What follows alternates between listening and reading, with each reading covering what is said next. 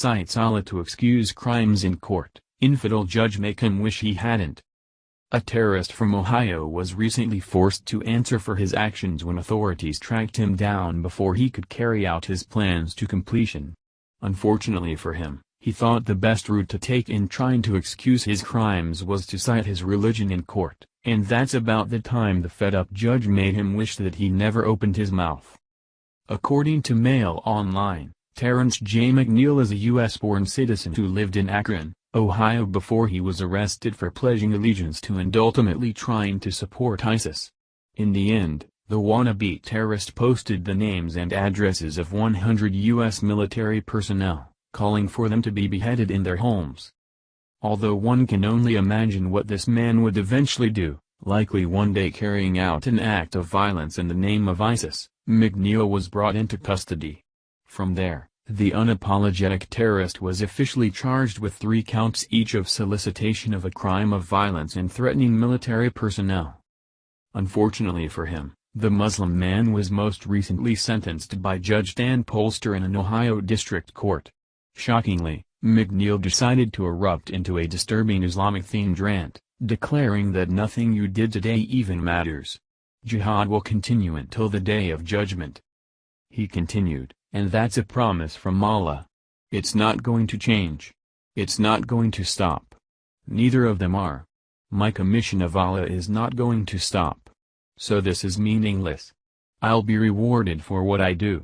You'll be punished for what you do. I'm fine with that. You're fine with that.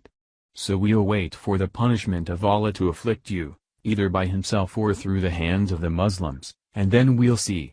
Inshallah. Source: The Daily Caller. McNeil was slapped with a whopping 20 years behind bars, but that wasn't all.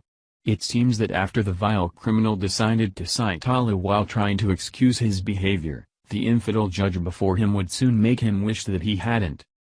"Alright," Judge Polster said. "Mr. McNeil, while I respect your opinion, I think you have confirmed the wisdom of my 20-year sentence."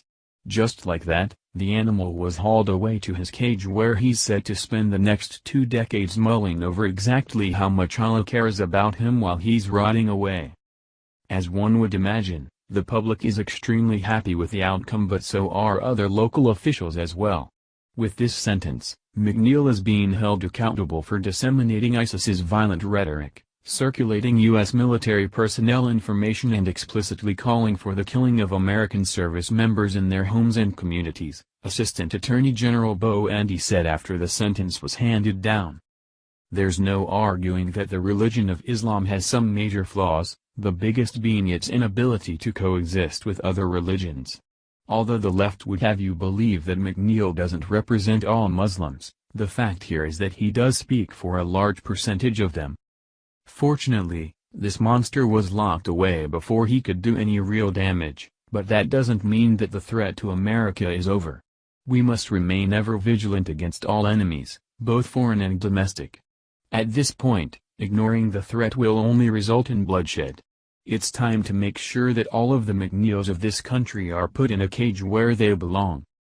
Please share the story and tell us what you think by clicking one of the buttons below. We want to hear your voice.